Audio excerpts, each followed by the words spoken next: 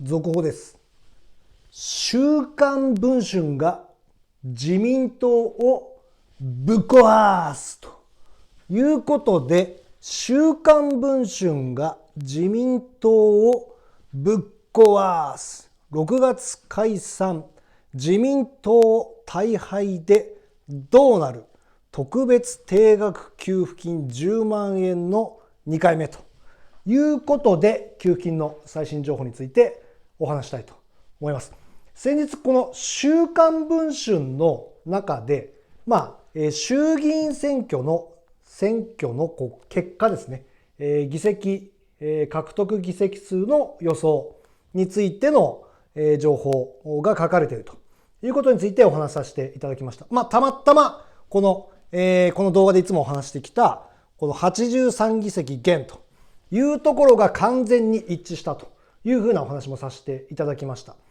週刊文春が今までの選挙であるとか、あるいは最近の政党の支持率、あるいは現地に、激戦区はですね、現地に取材まで行って、いろんな詳細を予想して出した、この緻密な今後起こるであろう衆議院選挙の議席の予想というところについて、動画でお話しさせていただきましたけれども、その内容についてまだもしかしたら、政治家、あるいは自民党、あるいは我々一般的な国民もこれから起きるであろうことをまだもしかしたら予測しきれてないっていう風な部分があると思いますので、その辺についてちょっと今日は解説させていただいて、給付金の最新の情報についてもお話したいというふうに思ってます。今日はですね、ちょっとまずパネルを別にしまして、お話をさせていただきたいと思いますと。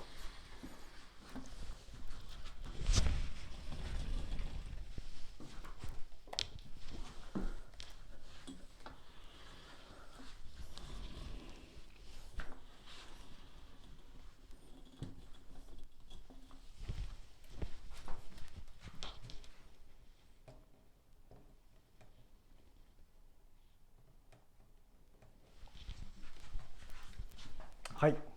ということで、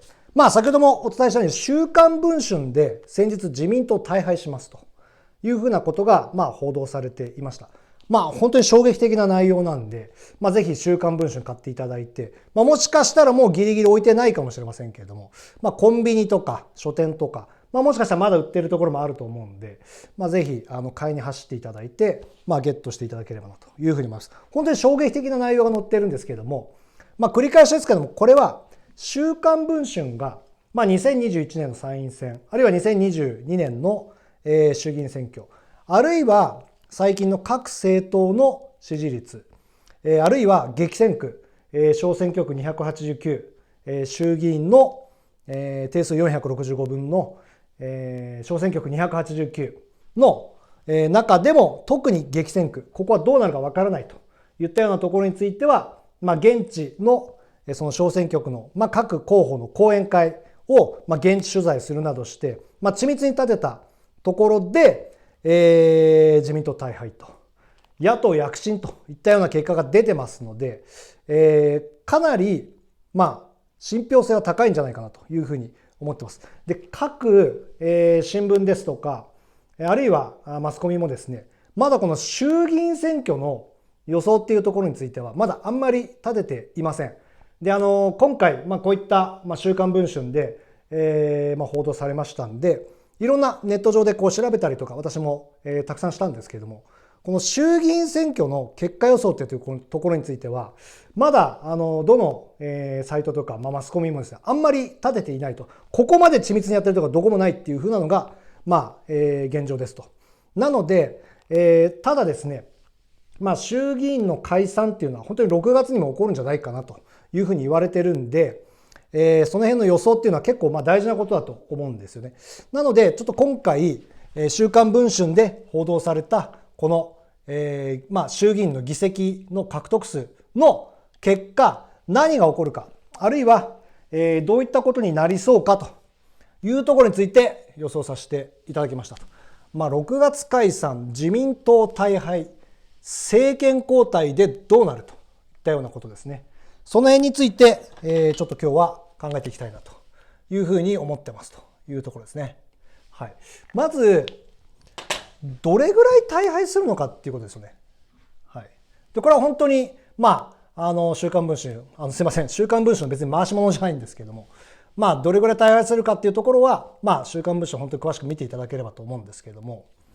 自公で過半数割れすると。で、過半数割れ、ただ過半数割れっていうよりは、大きく過半数割れすると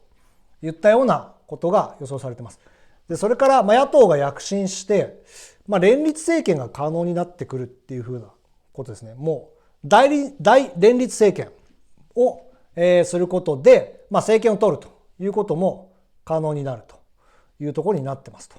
はい。で、逆に、今まで予想してきたところで言うと、この全国民10万円給付の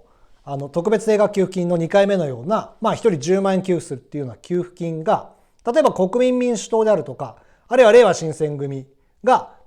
政策にしてるんですけれども、もし自公で過半数割れした場合に、自公が、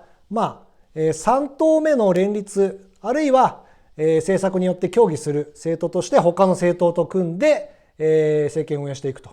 いうことが予想されますっていうふうな話していたんですけども、この週刊文春の報道で、実はこの自公が過半数割れどころか、野党に政権を取って変わられるっていうふうなことも、可能性としてあるんじゃないかということが見えてきたんで、逆にこの全国民10万円給付と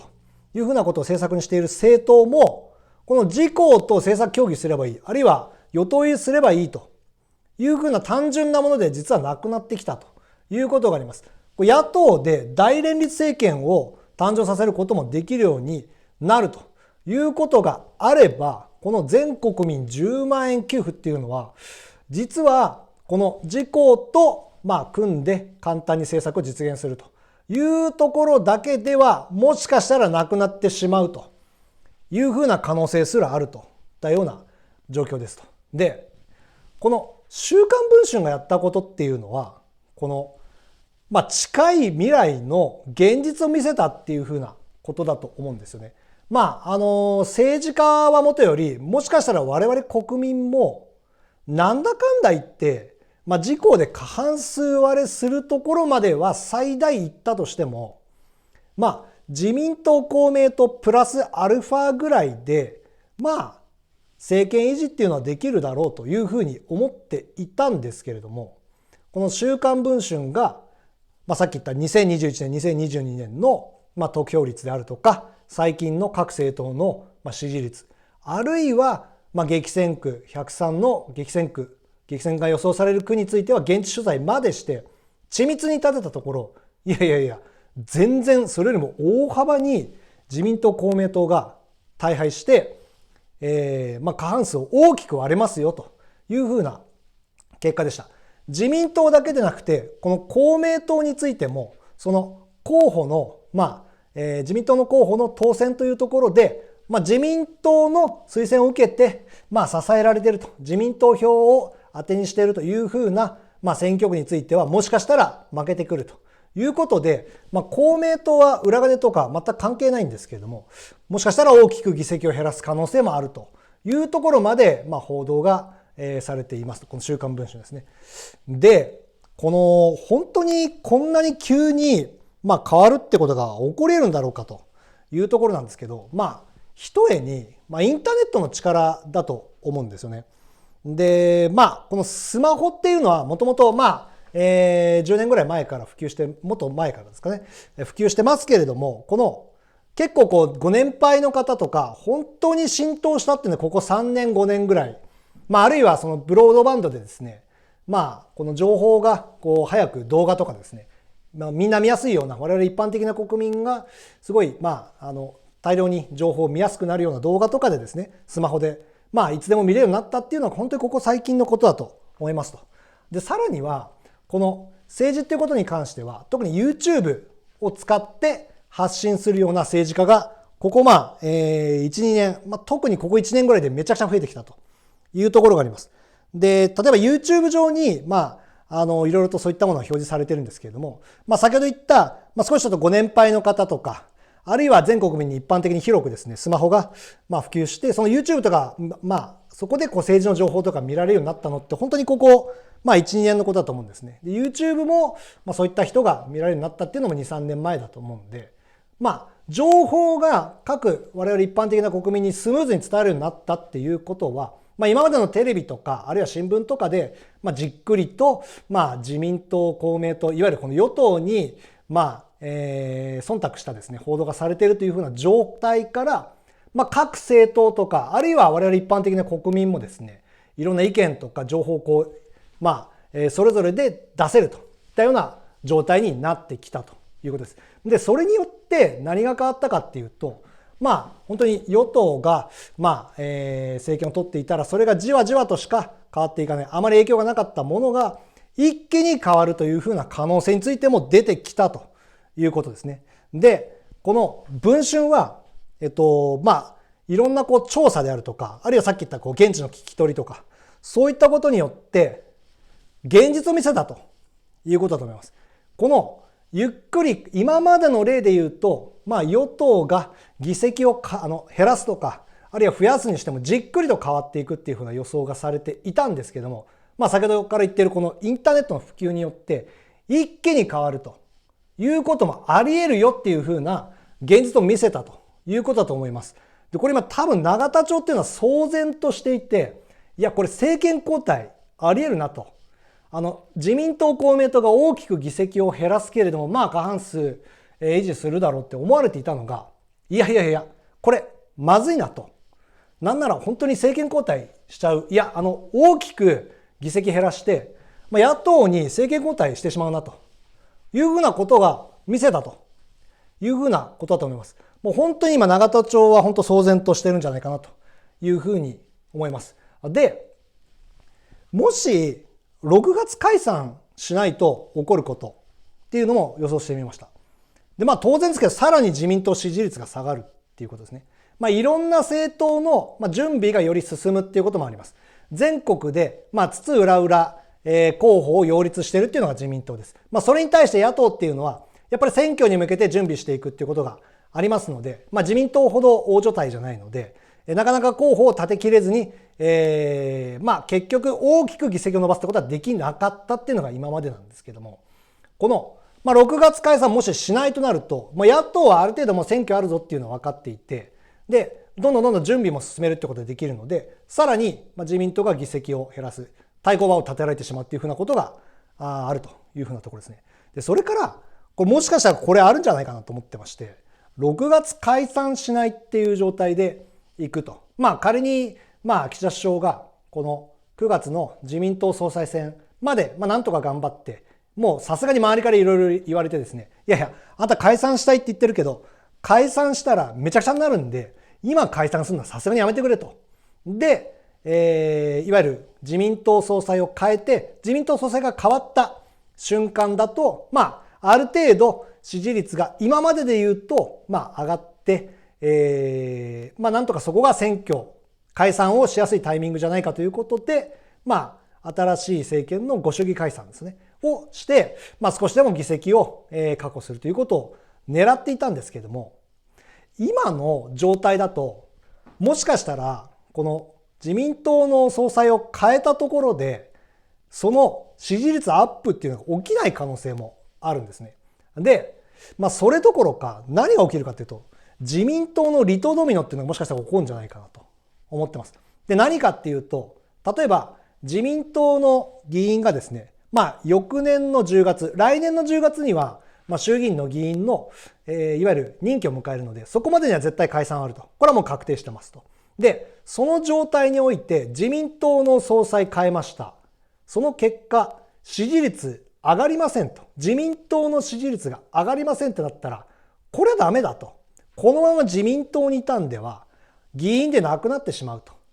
で、当然自民党の衆議院議員は、保身を一番に考えるはずなので、だって、政治家じゃなくなっちゃうわけですからね。議員じゃなくなっちゃうわけですから、これまずいということで、自民党の離党ドミノということが起きるっていうふうにも、予想します。この文春が近い未来の現実を見せたっていうことですね。で、それによって、もしかしたら6月解散すらできない風な状態にしてしまうと。で、6月じゃあ解散しないとしたらですね、もしかしたら自民党離党ドミノが起きてしまうと。議員がどんどん自民党を離れていってしまうということになると、ますます政権交代の可能性が高まるといったようなことですね。最初にお話しさせていただいたように、週刊文春が現実を見せたということで自民党をぶっ壊すと。自民党の議員すら離党していくというふうな流れになるんではないかと。自民党にいることがある意味ブランドだったわけですね。政権与党だったんで、このまま自民党にいた方が票も入りやすいし、ブランドだということで、議員も自民党にいたわけですけども、今は逆ブランドになってるんで、自民党にいることで、票が減ってしまうと、落選する可能性が高まるということになれば、当然離党しますというふうなことですね。解散をしないでも厳しいと。解散したとしても大敗ということで、非常に厳しい自民党、非常に厳しい岸田政権といったような状態になっています。まさに週刊文春が近い未来の現実を見せたということで、自民党をぶっ壊すと。週刊文春が自民党をぶっ壊すというきっかけになったのが、この週刊文春の先週のこの報道だというふうに思っています。ただの自民党が大きく議席を減らしますよという結果にとどまらず、大きくこの政治の流れが変わる、政権交代していくといったような可能性についても感じさせる報道でしたというところですね。さあ、この週刊文春が自民党をぶっ壊すということで、今言ったようなシナリオで、自民党が大きく議席を減らして、政権与党ではいられなくなってしまう。自民党、公明党で過半数を確保して、今までのように運営していくということができなくなるという可能性が高まることで、この特別定額金10万円の2回目の可能性というところについてはどんどん増してくるというふうに思ってます。まずこの特別定額給付金10万円の2回目っていうのは、もちろんあるかないかっていうのはまだ分かっていません。あるかないか分かっていないんですけれども、この特別定額給付金の2回目やってくださいという声がめちゃくちゃ上がっているという状態です。で、その2回目がなぜ可能になるかということについての、その可能性のあるシナリオについてお話をさせていただきたいと思います。まず特別定額給付金って何っていうことなんですけれども、これはコロナ禍にあった全国民に10万円を給付しますといったような給付金のことです。で、その2回目って何ということなんですけれども、今言ったように国民の生活が非常に苦しいというものがあるので、その2回目ぜひやってくださいよという声がめちゃくちゃ上がっているといったようなことです。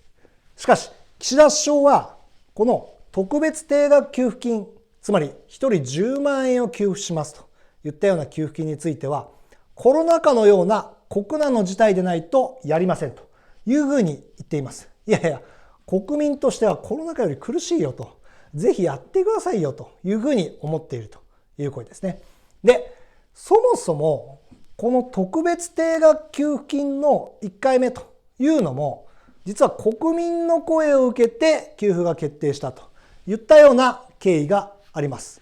もともと1世帯30万円というふうな案で閣議決定をしていましたと。ただ、国民がその後の世論調査で、いやいや、1人10万円給付やってくださいよという声を上げたと。で、その声、世論調査を見てですね、公明党が国民がこのように10万円給付やってくださいっていうふうにたくさん言ってるので、10万円給付やりましょうよということで自民党に提案したと。で、さらには自民党の中でも若手の議連であったりとか、あるいは他の党、主には国民民主党ですね。そういったような党が10万円給付やりましょうよということで、提案したと。で、それを受けて自民党は一度閣議決定をしたものの、それを組み替えてですね、1人10万円給付、特別定額給付金をやりましょうということで決定をしたというふうな経緯があります。さあ、今10万円給付を政策にしている党はあるんでしょうかというところですね。で、前回のこの特別定額給付金の1回目というのは自民党であるとかあるいは公明党で検討されたというところがあります。ただ今自民党や公明党はこの1人10万円給付というところの給付金については検討はしていません。国民民主党は10万円給付を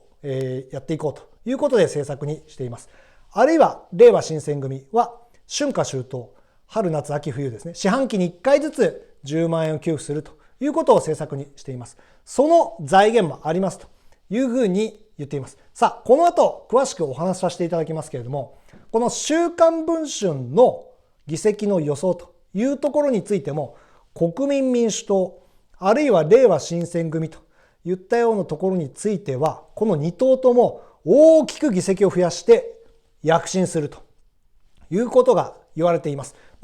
この両方の党とも、インターネット、YouTube とかを活用して政策の発信というものをめちゃくちゃやっている、重視している政党というところです。こういうところにもやはり情報の伝達、その党の躍進の理由といったようなところが YouTube にあるというところですね。ただ、野党にとどまるというところです。今のところは野党にとどまっているので、なかなかこの政策をじゃあ立案してすぐに実行というわけにはいかないといったような現状です。さあ、それを大逆転して、この政策10万円給付をやっていくといったようなことになるシナリオについて、今からお話をさせていただきたいと思います。まず国民の声としては、コロナ禍よりもとにかく苦しいといったような現状があります。岸田首相はコロナ禍のような、国難の事態でないと、この1人10万円給付というのはやりませんよというふうに言っているんですけども、国民としてはいやコロナ禍よりも苦しいですよというふうな実感があります。旅行業であるとか、交通に関するようなお仕事であるとか、あるいは外食に関するようなお仕事、これは外出制限とかありましたので、コロナ禍非常に苦しかったというところがあると思います。ただ、我々一般的な国民に関しては、そのコロナ禍よりも苦しいといったような現状があります。なぜかというと、物価が上がって給料は上がっていないといったような状態であるからです。物価、もう例えばスーパーに行ってもですね、もう明白ですね。2割3割値上がり、去年よりも2割も3割も値段が上がってしまっているというふうな食品。もうこれ当たり前にはありますね。で、さらには、もしかしたら物によっては5割上がってしまったり、なんなら倍の値段になってしまっている。あるいは同じ値段では、入っている量がめちゃくちゃ減ってしまっている。そういうのたくさんありますよね。それに対して給料は上がっていないといったような状態です。新聞などではこの春先にもですね、ベア 5% といったような形で、給料一律で上がってますよというふうな報道もされています。あれはあくまで大手の企業に限られます。我々一般的な国民の大半が勤めている中小企業においては、ほとんど給料が上がってないといったのが現状です。物価が上がって給料は上がっていないと。そしてコロナ禍でも苦しいといったような状態になっているので、国民生活は非常に苦しくなっていると。で、あるにもかかわらず、先ほどの岸田首相の発言のように、コロナ禍のような国難の事態でないとやらないというふうに言っているので、ふざけるなと。今のが苦しいじゃんということで、めちゃくちゃ低い支持率になっているという状態です。さあ、岸田首相は今のこの国民の声を無視し続けることができるのでしょうかというところですね。答えはノーですね。岸田首相は首相で居続けるためには解散が必要というふうな現状があります。そのために国民の声を無視できないといったようなことになります。なぜかというと、この9月に自民党総裁選がありますというところですね。で、9月に自民党総裁選があって、実はその1年後に衆議院の任期というものが来ます。ということは、来年の10月までには衆議院が必ず解散をされて選挙ということになりますので、自民党の衆議院の議員としては、この来年の10月に選挙があるのに、今年の9月の自民党総裁選で、このめちゃくちゃ低い支持率の岸田首相を、自民党の総裁として再選させるということには多分しないと思います。当たり前ですよね。めちゃくちゃ低い支持率の岸田首相が自民党の顔として来年の選挙を迎えるということになれば、何なら票が減ってしまう、議員でいられなくなってしまうというふうな想像をするはずなので、今年の9月の自民党総裁では岸田首相を再選させませんといったようなことになっています。なので岸田首相としてはこの9月の自民党総裁選を迎える前に衆議院を解散して選挙に出ると。そして大幅に議席を減らすかもしれませんが、なんとか過半数を確保して、自民党が国民の信を得ましたよと、国民の支持を得ましたよということで、この9月の自民党総裁選で、再選されるというところを狙っていますと。なので、岸田首相は解散をする必要があります。なので、国民の声を無視できないと。解散して過半数を確保するためには少しでも国民の支持率を上げておかなければいけないということになります。さあ、岸田首相はこの国民の声を無視できません。その岸田首相はどのタイミングで解散を狙っているのでしょうかというところですね。衆議院の解散はいつかというところです。岸田首相は今回めちゃくちゃ低い支持率になっている、先ほどから言っているような政策の失敗と、今回問題になっている裏金問題に対応したこの政治資金規正法の改正というものを行おうとしています。この6月までの通常国会の中で政治資金規正法の改正を行うというふうに明言しています。そしてこの6月までの通常国会で政治資金規正法の改正を行い、実はこの6月からは1人4万円の減税もスタートするといったような状態です。で、減税をスタートさせて、政治資金規正法の改正を行い、この6月で支持率が少しおそらくこの2つをやることで上がってくるだろうということで、解散をしていくということを狙っているんではないかなというふうに言われています。その6月の通常国会の会期末の解散、実際どうでしょうかということで、野党が国会で探りを入れているといったようなことについてお話したいと思います。衆議院解散はいつかと。れいわ新選組の山本代表が岸田首相、いつ辞めるんですかと、あるいは総理、いつ解散しますかということで繰り返し聞いています。合計で3回聞いたところ、今は考えていませんということで岸田首相は答えています。あるいは立憲民主党の辻元議員、総理、4月に一か八かの裏金解散考えているんじゃないんですかというふうに質問したところ、全く考えていませんというふうに答えています。少しニュアンスが違うということについて気づきましたでしょうか。いつ辞めるんですか、いつ解散しますかということについては、今は考えていないというふうに答えています。全く考えていないというふうには言っていません。今のところ考えていませんと。ただ、辻元議員が4月に一か八かの裏金解散考えてるんじゃないですかというふうに聞いたところ、それは全く考えてないと。つまり、今は考えてない。考えてなくはないけれども、4月は全く考えてませんよと。なるほどと。じゃあ9月までのタイミングで言うと、この6月解散かというところが見えてきますと。岸田首相の最新の支持率です。JNN、TBS 系ですね、の、世論調査によると、岸田内閣の最新の支持率はなんと 22% ということで、過去最低をさらに更新してきたというところです。不支持率はなんと 74% にも上っているといったようなことです。4人中3人が支持しませんと明確に言っているというふうな支持率です。さあ、普通はこのめちゃくちゃ低い支持率であれば、もう解散は愚かですね。退陣するというのが一般的ですと。岸田首相は9月に、この自民党総裁選の前にですね、退陣をするということになるんでしょうかと。いやいや、解散でおそらく勝負には出てくると。岸田首相は諦めていないということが言われています。先日、国会の質疑の中、あるいは、他の、マスコミにですね、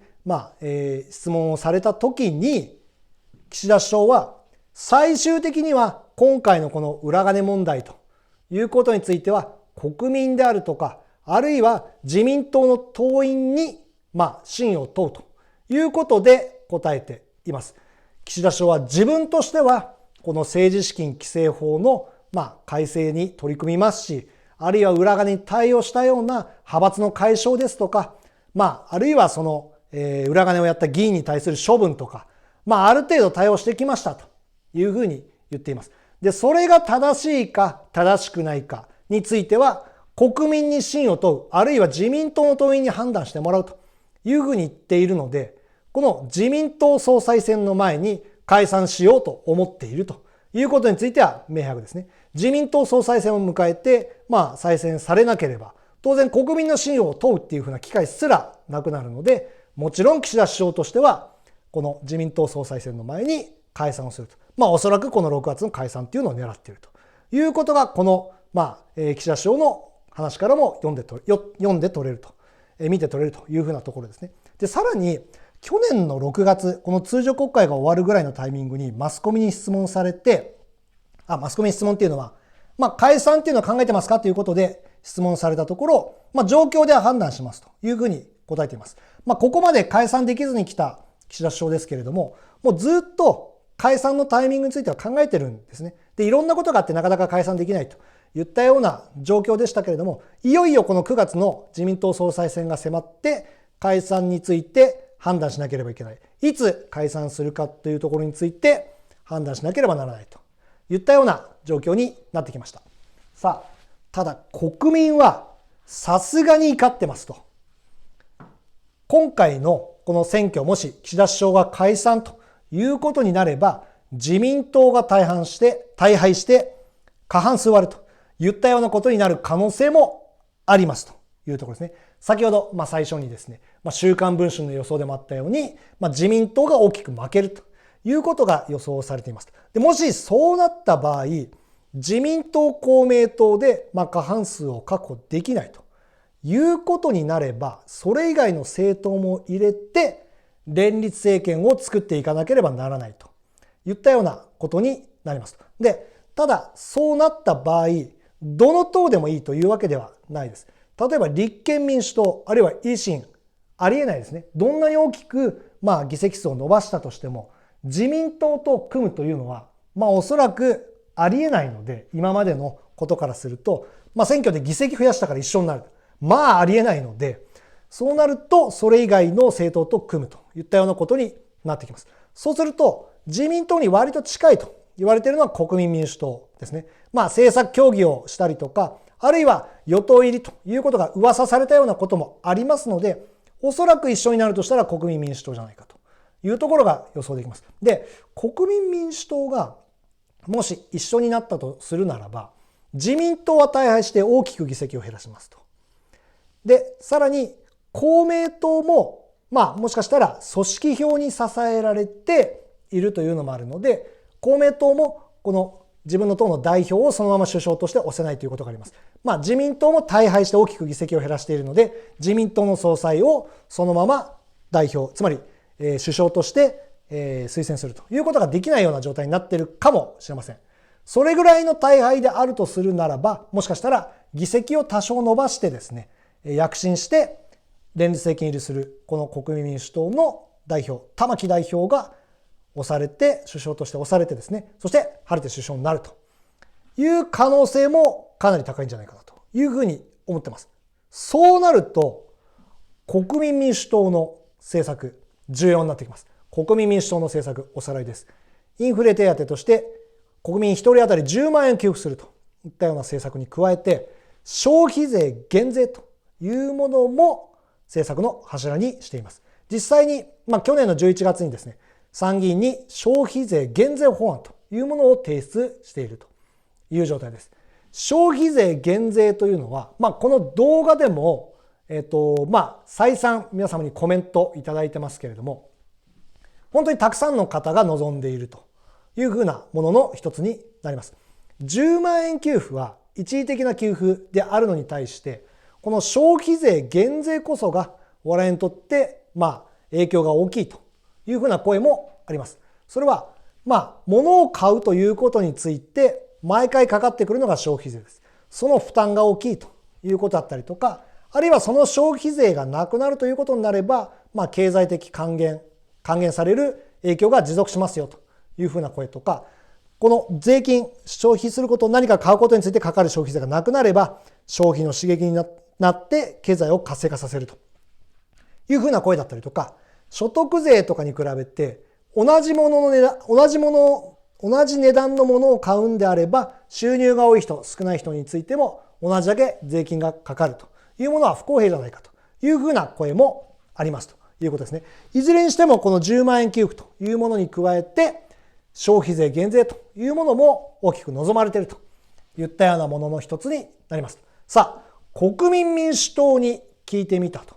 いうことで、もし自民党大敗して国民民主党の党首が首相ということになれば、この政策の実現も近づくわけですが、この与党入りした瞬間にこの政策引っ込めないですよねと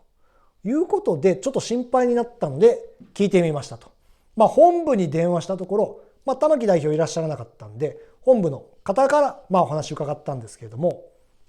今回衆議院選挙に向けてブラッシュアップ、この政策ですね、政策をブラッシュアップしていくっていうふうなことはありますけれども、この柱の政策、10万円給付、あるいは消費税減税というものについては、ブレる可能性は低いと思うというふうなお話でした。なるほどと。国民民主党、信じていいですねということで、もし玉木代表が首相になったら、この10万円給付、あるいは消費税減税というものをやっていきますよというふうなお声でしたと。なるほどと。すべては選挙にかかっています。すべては衆議院選挙にかかっているということがあります。もちろん選挙をもってしてですね、議席数を、自民党の議席数を減らして、そして野党が躍進、あるいは国民民主党が躍進ということになれば、あるいはれいわ新選組ですね、が躍進ということになれば、この10万円給付というものが近づくということがあります。すべては選挙にかかっているということです。ただ、なかなか選挙というのはですね、今の政権、小選挙区でたくさん議席を抱えている自民党をひっくり返して、政権を取りづらいというふうな状況になっています。それはなぜか、小選挙区制度の闇というものがあるからだというところですね。その小選挙区制度の闇についてご説明します。結局、地元推しに入れてしまうというものがあります。これ、例えば、各、小選挙区、全国のですね、津々浦々のその小選挙区で、例えばじゃあここで言うと、千葉県の船橋市なので、元総理の野田さんという方がいらっしゃいます。で、ここは、千葉14区、新しくできた14区だったり、あるいは千葉4区というふうなところなんですけれども、そこの中でも圧倒的な人気を誇ってますと。野田さんの得票率がめちゃくちゃ高いということで、もし野田さんが自民党で、あるいは裏金をやっていたということになったとしても、それは自民党は悪いかもしれないけども、野田さんは別に悪いわけじゃないしな。あるいは野田さんが裏金やってたとしても、それ自民党の慣習でやっちゃったんでしょと。野田さん人気高いから、パーティー券それは売れますよねと。で、その自民党の慣習でキックバック受けてたんでしょと。だから別に野田さん悪いわけじゃないんだけどなと。慣習なんでということで、もしかしたら野田さんにまた投票してしまうということがあり得ると思います。で、これはもちろん自分の愛着のある船橋だったり野田さんなので、ここだけだろうと思いがちなんですけども、これおそらく全国の小選挙区のところで各選挙区で起きていてですね、多分自民党の議員だったりとか、あるいはその裏金やってたとしても、結局地元推しの議員にもしかしたら入れてしまうっていうことがあるかもしれません。野田さんぐらいのお方になると、もしかしたら、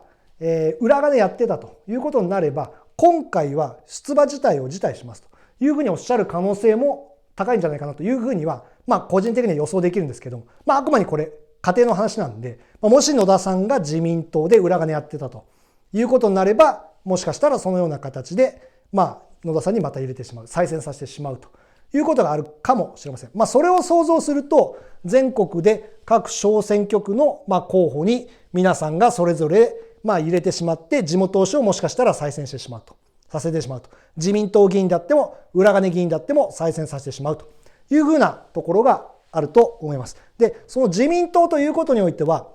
もう一つ与党アドバンテージというものがあります。それは自分の選挙区、自分の住んでいる選挙区は、ぜひ与党の議員であってほしいというところですね。で、自分の住んでいるところが与党の議員であるということは、その地元にとってもしかしたら、政権を持っている党の議員なんで、地元にとっていいことをしてくれるんじゃないかなというふうに思いがちというところがあります。で、与党で、このまま政権維持していくであろうと予想される、候補にまた入れてしまうということですね。自民党が今回政権を失うと、与党でなくなってしまうということが想像できる、選挙の前に想像できるというぐらいまでならないと、もしかしたらまた自民党に入れてしまうという可能性があったりとかします。先ほどお話した、文春の報道、あるいは、他のところでですね、報道されていることによって、もしかしたら自民党が大敗して政権転覆するというふうな可能性についても謳われ始めているので、その選挙前までにその波が高まっていったり、あるいは6月解散が本当に行われないということになれば、ますますその自民党が転覆する可能性っていうのが高まってくると思いますので、もしかしたらその選挙の前にですね、我々一般的な国民の意識として、いや、これ自民党今回与党じゃなくなるなということが、どんどん意識として高まって、もしかしたら自民党以外の党に入れるっていう可能性も出てくると思いますというところですね。で、それから擁立されていない選挙区があるということです。これは、立候補、自分の入れたい政党の候補が自分の選挙区に立候補していないというふうなことがあったりとかします。自民党のように全国の小選挙区全部候補立ててますというふうな政党は別として、例えば国民民主党とか、あるいは、立憲民主は比較的全国に擁立させていると思うんですけど、あるいは、国民民主党とか維新とか、先ほど言った10万円給付、例えば令和新選組とかが全部の小選挙区に立候補させているというわけではないということがあります。やっぱり比例頼りというところがあったりとかするので、なかなかこの小選挙区が、大半を占めると。定数465です。衆議院はですね。そのうち289を占める小選挙区で、立候補者がそんなに増えないということになれば、なかなか大きく議席を増やしにくいということがあったりとかします。ちょっと前で言うと、維新とかがですね、10年ぐらい前ですかね、選挙があった時に、関西で爆発的な人気で、全国的にも支持を集めつつあったというところがあるんですけれども、全国的に候補を擁立していない、立候補者がいなかったということがあるので、大きく議席は伸ばしにくかったということがあります。支持率の割には議席をそこまで伸ばせなかったと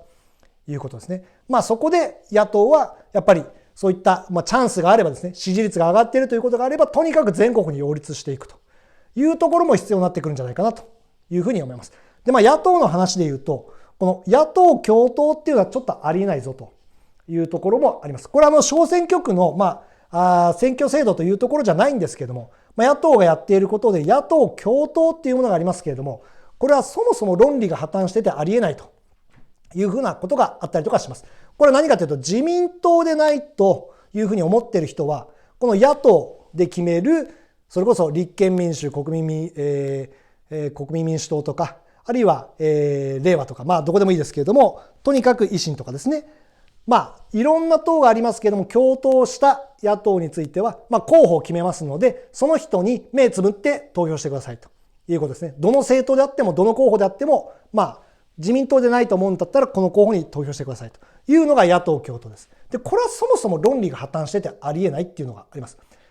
政党の政策だったり、あるいは候補が言っている政策について納得をして共感して投票するというのが選挙です。で、あるのに対して、今言ったように自民党でないと思うならこの候補に目つむって投票してください。それはそもそも論理が破綻してるんでありえないというところですね。それはちょっと野党が反省していかなきゃいけないというところだと思います。もしかしたら今回の衆議院選挙は野党共闘ということが行われない選挙になるんで、もしかしたら野党が議席を伸ばすということについては、もしかしたらいい結果になるかもしれないですね。じゃあどうすればいいかと。なかなか無理なのかということで言うと、比例で絶対どこかに入れるっていうことがあります。これは例えば先ほどの例で言うと、じゃあ仮に野田さん、この千葉4区、千葉14区、どちらかで立候補すると思うんですけども、その野田さんについても、地元は野田さんなので、とにかく野田さんとしてはいいと投票しますと。ただ、比例については、立憲民主党ではないなと、もし仮に思った場合、だとしても、絶対どっかには入れるってことですね。そこで白票にはしないということです。で、それによって自民党以外の政党の候補が当選するというふうな可能性が上がるので、この比例で今この政党の候補じゃないなと思っても、どこかには絶対入れるということが、少しでも議席を、自民党以外の候補が伸ばすといったようなことになってくるというところですね。この選挙にかかっているということで、衆議院選挙の結果予想と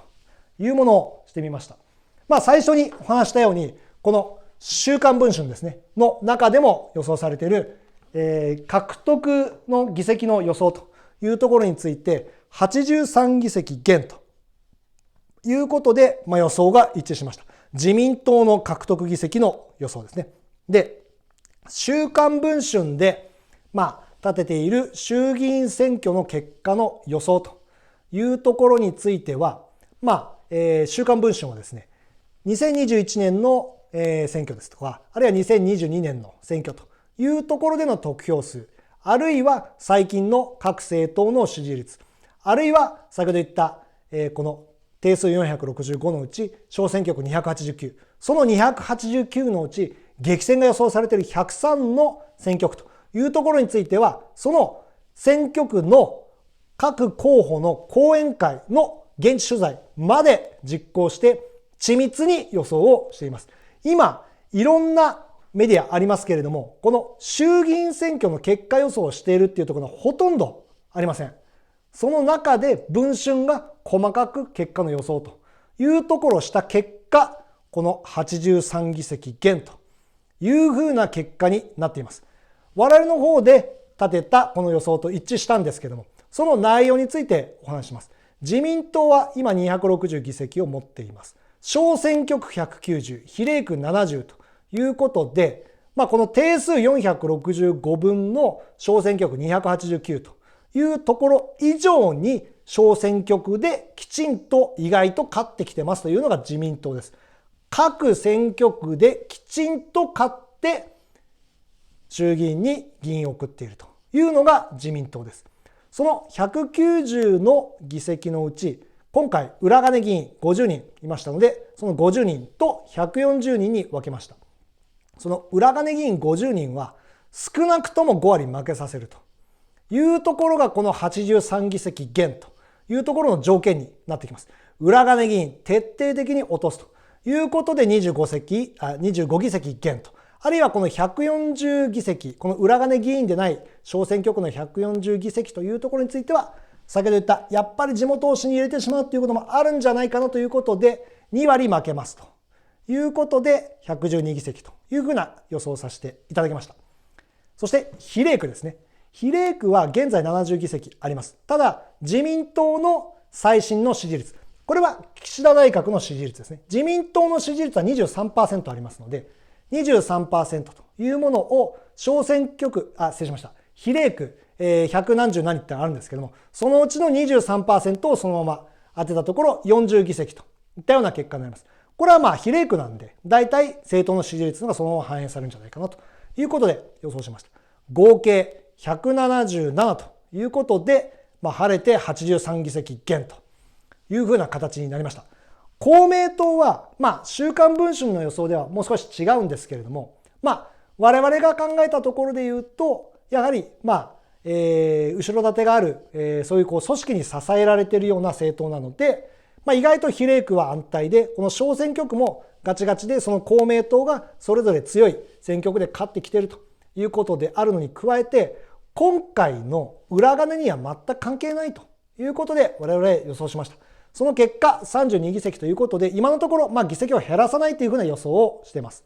その結果、自民党、公明党合わせて209議席ということで、過半数を大きく割り込みますというふうな結果となりました。さあ、衆議院選挙、どのような結果になるかということで、当然、この特別定額金10万円の2回目があるかないかというところに大きく関わってくるんですが、この10万円給付を政策にしている政党、国民民主党、あるいはれいわ新選組といったようなところ、特にこの国民民主党はどのような形で選挙に挑むのかと、国民民主党の本気度というところについて気になりましたので、もう一度国民民主党に連絡をして聞聞いてみましたということですね。前回は立候補者21名でしたよねと。で、当選11名でしたと。さらにちょっとこの11名から4名、前原さんをはじめとして3名、4名離反しました。つまり、党を離れましたので、現職今7名になってますよねというところですね。で、ごめんなさい。ちょっとそこで、話故障量で申し訳ないんですけど、この11名が7名になって4名減ってる前原さんをはじめとして4名ぐらい離党してるっていうことについては、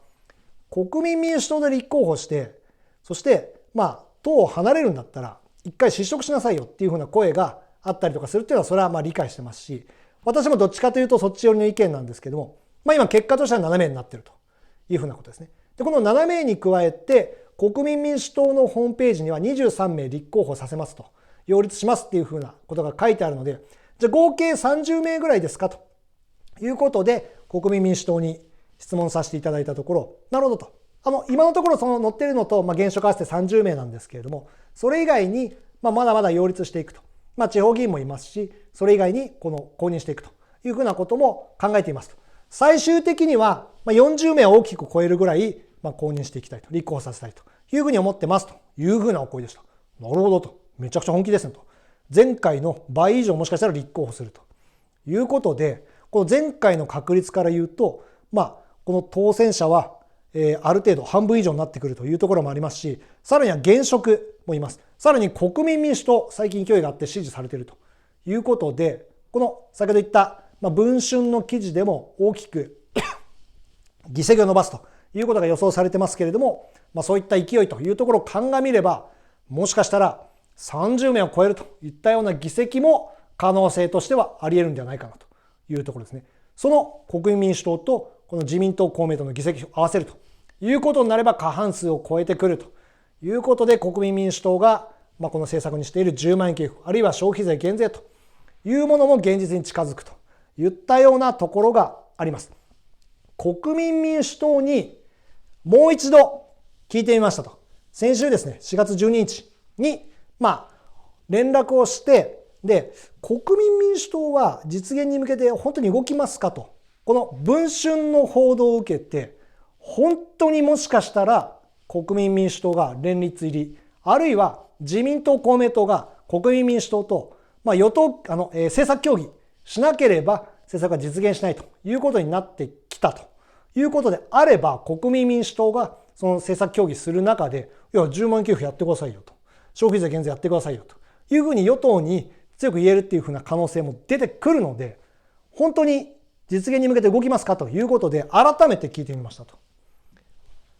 その結果本部の方、やっぱり玉木さんいらっしゃらなかったので本部の方にお話聞けたんですけども、与野党に限らず政策本位で協議してきますと。なるほどと。自民党公明党にのみならず、あるいは今回の選挙で躍進する野党、野党、あるいは他の党、どこであっても政策本位で協議しますと。国民民主党は自民党公明党だけでなく、あるいは今回の選挙でもしかしたら大連立を組む可能性のある今の野党とかであったとしても、政策本位で協議しますというふうに言ってます。なるほどと。国民民主党、政策の実現に向けて本気ですねと。10万円給付とか消費税減税、いずれにしても実現に向けて動いていきますと。与党野党に限らず政策本位で協議していきますと。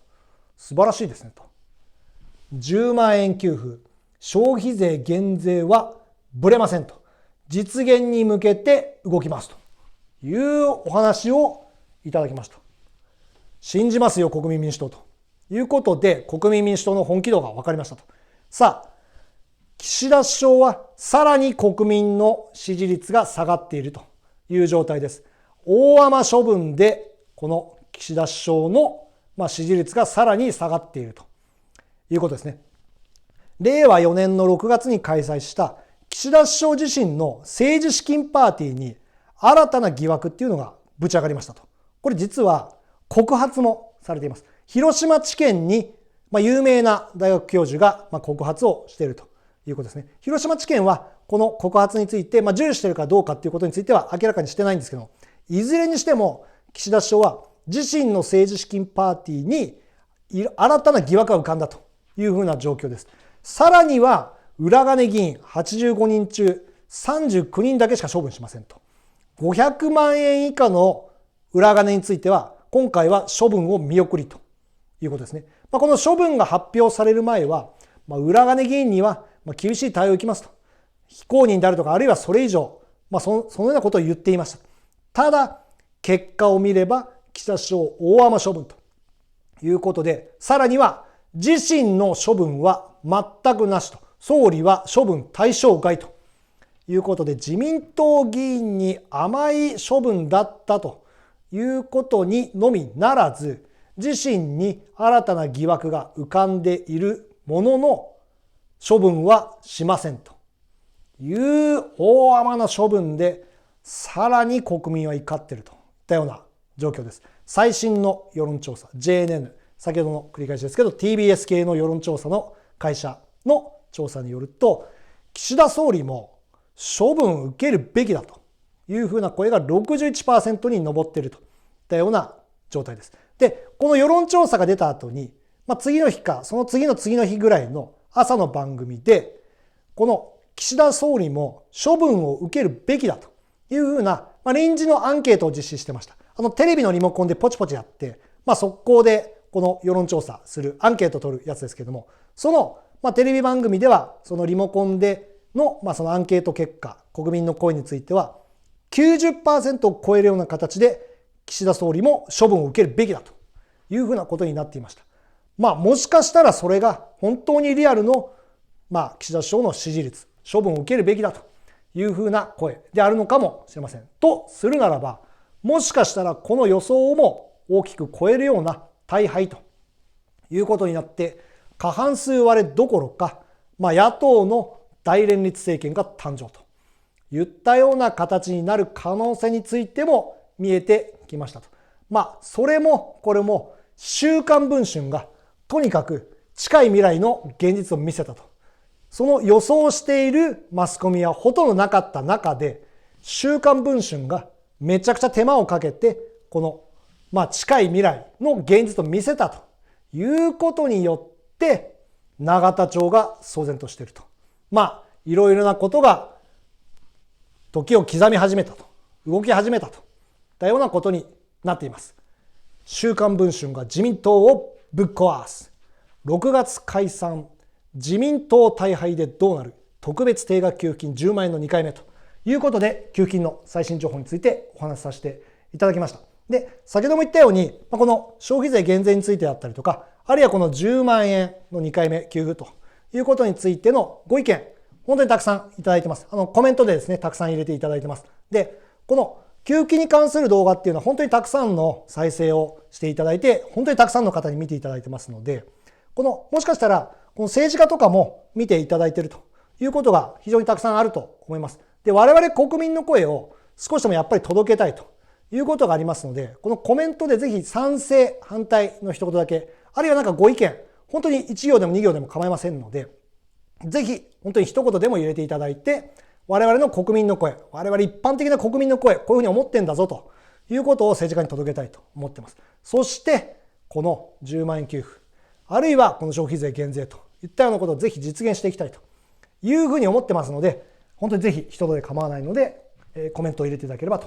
思います。そして、この新しい給付金の情報が出たらすぐに動画でお話しさせていただいてますので、新しい情報が出たらすぐに知りたい。あるいは、給付金の申請が始まったらすぐに申請してできるだけ早くもらいたい。あるいは、給付金の、給付金を確実に、完了させたいと。確実に受領したいという方はぜひチャンネル登録していただければと思います。新しい情報が出たらすぐに動画でお話しさせていただいてますので、チャンネル登録していただくと、その動画をすぐにご覧になっていただけるようになります。最後までご覧になっていただきましてありがとうございました。